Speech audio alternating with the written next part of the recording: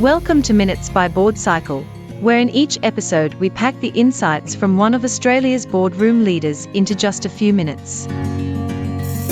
In this episode, host Richard Conway talks to Hannah Browne, Managing Director of Technology Consultancy Midnyte City and Director at Greenpeace Australia Pacific, about the application of startup thinking in the world of governance. Hello and welcome to Minutes by Board Cycle. I'm your host Richard Conway, and today I'm thrilled to be joined by Hannah Browne. Hannah, welcome to the podcast. Thanks, Richard. Pleased to be here.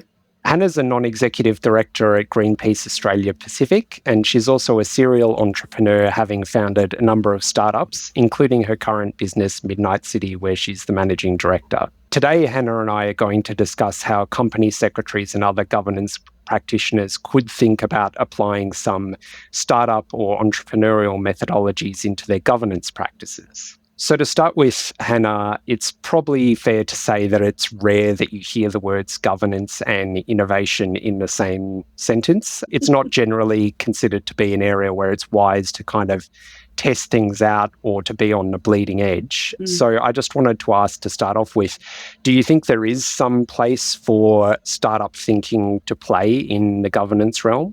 Absolutely, is the short answer to your question, Richard. Maybe I'm biased by my background here, but I think technology is disrupting our lives at a pace that is completely unprecedented. I mean, even if we look at the latest with AI after ChatGPT's emergence, late last year, I remember one of the CIOs that I work with sending me a message about 9:00 at night saying, I've just played with this ChatGPT thing. I think this is going to be the biggest disruption that I've ever seen in my career. And he's at the end of his career. He's a couple of years away from retiring. So I think if I can indulge my own opinion a little bit here, I would love to see a bit more entrepreneurialistic thinking in governance circles and in the boardroom. I actually think it's a key component of strategy. Strategy is not just about sort of a navel-gazing exercise about where we think we might be in 10 years' time. It's about responding to the environment that we are in and that is being constantly disrupted. I haven't been on 100 boards, so I couldn't tell you what lots and lots of different boards are like, but I would love to see a bit more urgency around innovation from a governance perspective and less of this sort of, we'll sit on the fence and see how it goes, or we'll write a policy and we'll deal with it that way. We have working groups and we have subcommittees for reasons. I think where you're being disrupted or where there is a chance for a competitive advantage off the back of a new technology, our governance teams should be imploring leadership and investing a little bit of board time in that future perspective, in that innovation, in looking forward to the future, not just in box-ticking, reporting, compliance exercises or nostalgic, backwards-looking glory days reminiscing. Yeah, I'd love to see a bit more innovation in the boardroom. Yeah, great. So then I've kind of picked out 3 S's that I think are common focuses in startups, which is not to say that every startup gets all of these right or anything like that, but they're common themes that you see startups focusing on, and they're simplification, systematization, and scalability. And so I wanted to start off asking you about the simplification scenarios. So I think there's no denying that organizational governance is just getting more complex, and you can't just simplify governance by ignoring the increasing complexity in the environment that you're dealing with. So how can a governance practitioner or a board think about simplification in a governance context? As a governance group, we have to go wide. We don't have a choice about how broad our remit is that we are responsible for. It's got to be, and I have this conversation a lot with my clients as well. We're all trying to do more with less. So it is really important to work smarter, not harder. And the way we do that is prioritising. I was at a meetup with 150 CTOs last week talking about AI. And one of the presenters was talking about, he has a team of 12, and he believes on the measure of velocity, which is how fast we go, he believes that with the tooling that they are using around AI, that he's a full-time equivalent additional team member in the team. And I remember thinking to myself, that's great, but we could also just prioritise better. And I had lunch today with another really amazing CTO friend and client of mine, and we were talking about scale as a measure, and I'm sure we'll talk about scale in a minute, but too often we talk about headcount and we don't talk about value. I've worked with a lot of organisations and a lot of teams to deliver a lot of software over the last 20 years.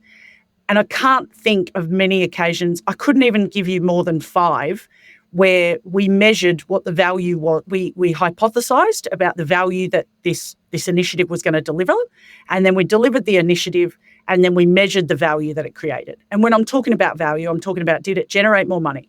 Did it save us time?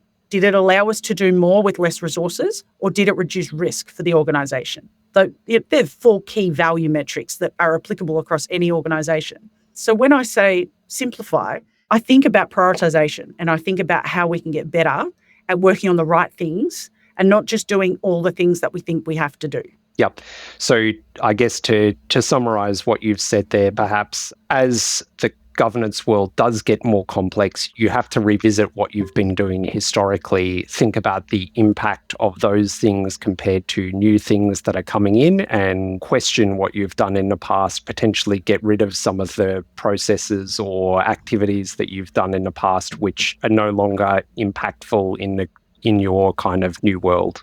Absolutely. And so, Hannah, the next concept I wanted to ask you about is systematisation. It's an area that startups and entrepreneurial businesses are pretty focused on as well. And so I wanted to ask you to sort of explain the reasons why they're focused on that, and again, how someone like a company secretary can apply that kind of thinking to their work as well. I think systematisation is really important, but I think it's really hard to get right. And I think this is a fundamental responsibility of leadership, is to look at the systems we have in place, look at systems that are in place maybe in other places, and think about how we can systematise. There's a thread the needle exercise here. In too much systematisation, too much, becomes bureaucracy and stifles innovation, and it stifles your high performance teams very quickly. But not enough is not the guardrails that people need to be really effective at what they're doing. If I look at organisations that I think that are doing a really good job at this, I have a bunch of friends at Block, and looking at the way that they regularly have new cadences of how to understand what's going on across the organisation, to elevate voices of people who, aren't necessarily in the executive team. The way they evaluate their work and their decision-making is probably some of the most progressive that I've seen, honestly. So, like systematisation is a hard one. And some people that you'll talk to think that you can buy tools to just, create systems for your organisation. And some people think that you can buy tools and then retrofit those tools to the systems you've already created in your organisation. And, I think the pragmatic and effective road is the middle road, somewhere between those two things. Like, don't customise off-the-shelf software is a good piece of advice for most people. But how do we set up the right systems? And to your point earlier, startups are an exciting place to be because they actually have to review that systematisation really regularly. When they grow 3 times in terms of their internal team, or if they grow 3 times the customer base, or if they move into new international markets or new verticals, they need to look at how they service those verticals and how they keep their culture and keep everyone productive and happy when their teams grow, and be able to be compliant in new markets when they're investing into new spaces. So that systematisation and the regular review of that and the right sizing of that becomes actually the most important and the most interesting part of being part of a startup. I don't know that I have any answers to your question, Richard, but it's a fun space to play. And I think it's one where you see the wheat really sorted from the chaff in terms of organisational leadership, because the people who fail are the people who keep trying to do the same thing in different circumstances. Yeah. I also wanted to draw a link between what you've just talked about on the systematisation front and the simplification or prioritisation bit that you talked about before, which in my mind is around prioritisation generally comes before systematisation. I guess generally in my mind, you find the things that are low priority or which are ripe for simplification, and you need to make a decision in my mind around whether those are low priority and we just don't need to do it at all, in Yes. which case don't worry about systematization. You don't want to systematize things that you just don't need to do at all. That's right. But if they are low priority, but they're actually essential steps that need to be taken in something, then those are your targets for systematization, because what you're saying there is, this is not our special sauce. This isn't what I really want to be spending my time doing. And the systematization is around freeing up your time to do the higher order tasks that are more critical to your role. Absolutely. And as you describe that, I'm thinking about opportunities for automation in our organisations. You know, the technology's there. We really shouldn't be doing manually repetitive tasks. We really should be automating these jobs, especially if they're regular jobs. And the other thought that occurred to me is Wardley mapping. There's a 12-minute YouTube video by Simon Wardley on describing organisational decision-making like maps. And he talks about how you can map out your organisation in a way that can help you determine where your core IP is and where those, as you said, important but not key or not special source activities are. And that's really where you should bring in software to help you. So again, to that point of systematization, Wardley mapping can be a very useful tool in a leadership team or even a boardroom to help determine where maybe we should systematize and where we should customize or look to really own our own IP or build from scratch. I remember years ago, small tangent story, Andrew Todd is one of my favourite technology leaders in Melbourne, and I'm very fortunate that he is the advisory board for Midnyte City, so I get to spend a lot of time with him and bounce a lot of ideas. And IWF strategy was one of the best I've ever seen. They built their own platform, and it was built by a team out of Tasmania, written in Delphi. You know, like, it was not what the cool kids were excited about, but it was incredibly strategic, because what they then did was got funding and acquired a whole bunch of distressed financial services assets, one after the other, after the other, after the other. And they would migrate across the products and the customers and then decommission the old platform. And, you know, this was a strategy that took years to see fruition on. But over the course of 5-8 years, they went from ASX 300 to ASX 50, because all of these organisations had not respected how important the technology was to their function. So they got in these distressed states where they had so much tech debt that they couldn't actually deliver services for their company. They almost wound themselves up. Then IWF would come and scoop them up, take what was useful in terms of the people and the tech and the products, and then shut down the organisations. And it was the most well-executed M&A strategy I've ever seen in my corporate career. And I still look back fondly on it and think back to just how pragmatic that was, that they recognised that tech was their core IP and they were going to build their own. They weren't going to cobble together a bunch of custom off-the-shelf systems. And that became their absolute competitive advantage in the market, was their underlying tech, when they were fundamentally a financial services company. And perhaps the corollary to draw there to someone in governance, I guess, at the higher level, is what's happening there is that there are certain organisations that are not revisiting their systematization in technology. In that case, other organisations are. And if you're not revisiting that, thinking about whether it's still fit for purpose, then eventually something else will come in to replace it. Absolutely, especially when we're talking about technology, especially. Yeah. And so, Hannah, the last concept I wanted to ask you to talk about is scalability. So I think that kind of directly relates to the pressures that governance teams are under around, you know, increasing complexity in corporate governance. But again, just wanted to ask you to talk about how startups are thinking about scalability, why they're thinking about scalability, and how that can fit in the corporate context and the governance context as well. So this is such a how long is a piece of string question. You know, I had lunch earlier today with someone who I absolutely adore in the market, and they're in a startup at the moment who has scaled too much, where actually they've got more headcount and more people than they need to do the work that they need to do. And in fact, their industry is being disrupted. And what they do need to do is take a step back and pivot into a new direction. And, you know, and all the machinations of how that will unfold are currently rolling out in that organisation.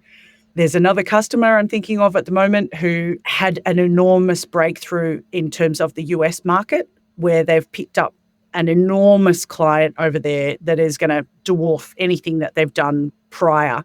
And, they've got a really lean little 12-person engineering team that has built this platform that now needs to scale in a way that it never has before. And so, for them, scaling is, if anything, in that first example, the scaling challenge has been around they've scaled too much with their people and not enough with their tech. And this secondary example is where actually they're scaling their revenue and their platform exponentially, but not necessarily scaling their team. I know they're bringing on a couple more people, which in percentage terms, if you add 3 people to a team of 12, that's a big increase. For the scaling that the tech needs to achieve to deliver for this new client and then another new client coming on behind them, I actually think I would be wanting to make sure that, that team is super dialed in, because resilience is the number one question when you're scaling. If you've got a new customer who's going to do 80% more than you've ever done with all your existing customers before, and I'm not saying that's the number, I'm just using that as a hypothetical, then, knowing your platform can scale reliably, consistently, and with resilience to that is super important. So I think scalability means different things to different people. And maybe this is a bit of a cop-out answer, Richard, but I think in a similar way to simplification and systematisation, these are fundamental conundrums that we are challenged with in our organisations. And I often say to the team that I work with at Midnyte City, all of our customers are trying to solve the same problems, right? Everyone is trying to simplify, scale, systematise. They're trying to have quality in what they produce. They're trying to be innovative. They're trying to be more agile or more adaptive, and focus on value. They're trying to do the work that's going to have the biggest impact on the organisation. But the way every organisation needs to solve these problems is different because their constraints are different. So, what constrains one, I think often about the Wesfarmers Group, like Officeworks and Officeworks, Target, Kmart, Bunnings, et cetera. They're all retail outlets with a big footprint across the nation, but each of them has very different constraints in terms of what they face. So your tech strategy for Target is going to be completely not applicable for Kmart or Officeworks or Bunnings. They actually need to think quite differently about how they run their organisations. Probably the key point there is around, you need to think about what your constraints are in your governance organisation or any organisation when you're thinking about scalability. So often, I guess, the constraint that a governance team has is around human resourcing. But if that's not your constraint, then you need to think about how you scale in line with whatever constraint you do have.